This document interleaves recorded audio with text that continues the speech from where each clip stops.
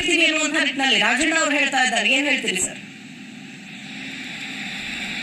ನೋಡಿ, ಮೊದಲನೇದಾಗಿ ನಾವು ಅನ್ಕೋಬೇಕೇನಂದ್ರೆ ನಮ್ಗೆ ಒಂದೇ DCM ಸಾಕ, 3 DCM ಬೇಕಾ ಅಂತ ನಿರ್ಧಾರ ಮಾಡೋದು ನಾನು ಅಲ್ಲ, ನೀವು ಅಲ್ಲ, ಕೂತ್ಕೊಂಡಿರೋ ಪ್ಯಾನಲ್ ಅವರು ಅಲ್ಲ. That is a prerogative of the ಮುಖ್ಯಮಂತ್ರಿ.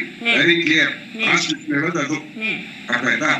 ಈಗ ಅವ್ರು ಏನ್ ಹೈಕಮಾಂಡ್ ಅಲ್ಲ, ಹೈಕಮಾಂಡ್ ಅವ್ರ ಜೊತೆ ಚರ್ಚೆ ಮಾಡುತ್ತೆ. ಡೆಮೋಕ್ರಸಿ ಅಂದ್ರೆ ಏನ್ ಹೇಳಿ ಕನ್ಸಲ್ಟೇಷನ್ ಅಲ್ವಾ? ಕನ್ಸಲ್ಟೇಷನ್ ಮಾಡೋದ್ರಲ್ಲಿ ಏನ್ ತಪ್ಪಿದೆ?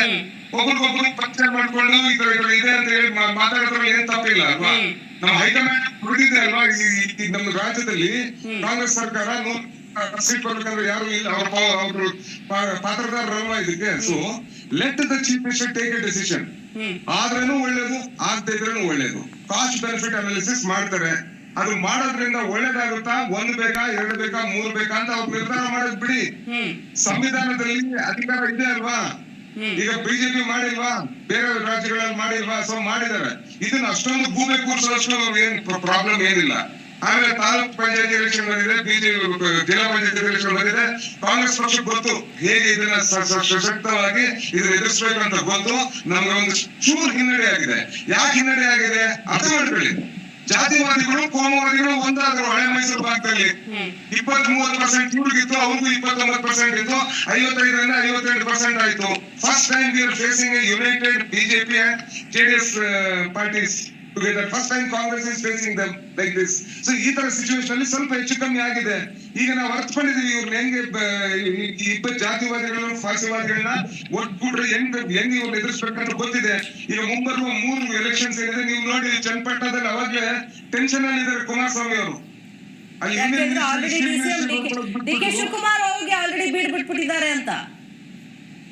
ಯಾಕೆ ಬೀಳ್ಬಾರ್ದು ಮೇಡಮ್? ಡೆಮೋಕ್ರಸಿಯಲ್ಲಿ ಸ್ಟಾರ್ಟಿಂಗ್ ಇಂದ ವರ್ಕ್ ಮಾಡಬಾರ್ದ? ಒಂದು ಕಾನ್ಫಿಡೆನ್ಸ್ ಬೈಪೋಲ್ ಇದ್ರೆ ಅವ್ರದೇ ಜಿಲ್ಲೆ ಇರುವಾಗ, ಒಂದು ಮುಖ್ಯಮಂತ್ರಿ ಆದಾಗ, ಉಪಮುಖ್ಯಮಂತ್ರಿ ಆಗಿದ್ದು, ಒಂದು ಪಕ್ಷದ ನಾಯಕರಾಗಿರೋದು, ಹೋಗಿ ಪ್ರಿಪರೇಷನ್ ಮಾಡಬಾರ್ದು. ಅದ್ರಲ್ಲಿ ಏನ್ ತಪ್ಪಿದೆ? ಇರ್ಲಿ madam, to strengthening of our party is it a ಸಿನ್?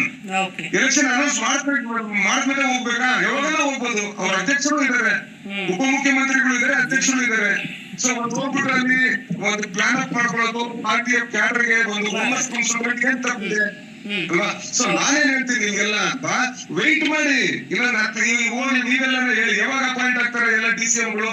1 ತಿಂಗಳ, 2 ತಿಂಗಳ, 3 ತಿಂಗಳ?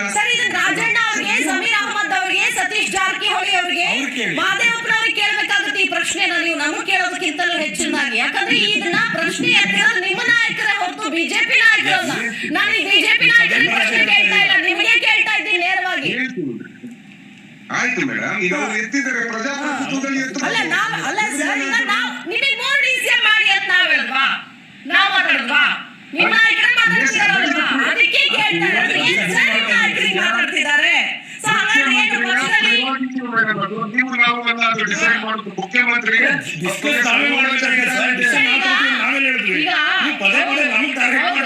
ಶಾಸಕಾಂಗ ಸಭೆಯಲ್ಲಿ ಶಾಸಕರೆಲ್ಲ ಸೇರಿ ಒಬ್ಬ ಮುಖ್ಯಮಂತ್ರಿಯನ್ನ ಆಯ್ಕೆ ಮಾಡ್ತಾರೆ. ಬಗ್ಗೆ ಯಾಕೆ ಮಾತಾಡ್ತೀರಾ? ಊಹಾಪೋಹಗಳಲ್ವಾ? ಅವ್ರ ಡಿಮ್ಯಾಂಡ್ ಇಟ್ಟಿದ್ದಾರೆ, ನಾವು ಒಪ್ಪಿದ್ದೀರಾ? Where is the discussion all about, sir?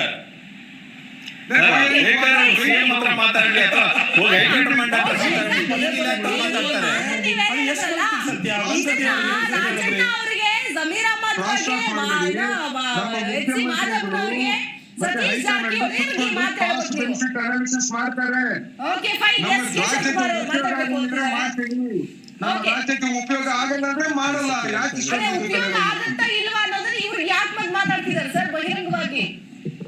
ಅವ್ರು ಹೇಳೋದೇನು, ಇಷ್ಟ ದಿನ ಮಾತಾಡ್ಬೇಡಿ, ಎಲೆಕ್ಷನ್ ಇದೆ ಅಂದ್ರು. ಈಗ ಎಲೆಕ್ಷನ್ ಮುಗ್ದಿದೆ, ಈಗ ಮಾಡಕ್ ಏನ್ ಪ್ರಾಬ್ಲಮ್ ಅಂತ ಜನರ ಮುಂದೆ ಬಂದು ಹೇಳ್ತಾ ಇದ್ದಾರೆ ಸರ್.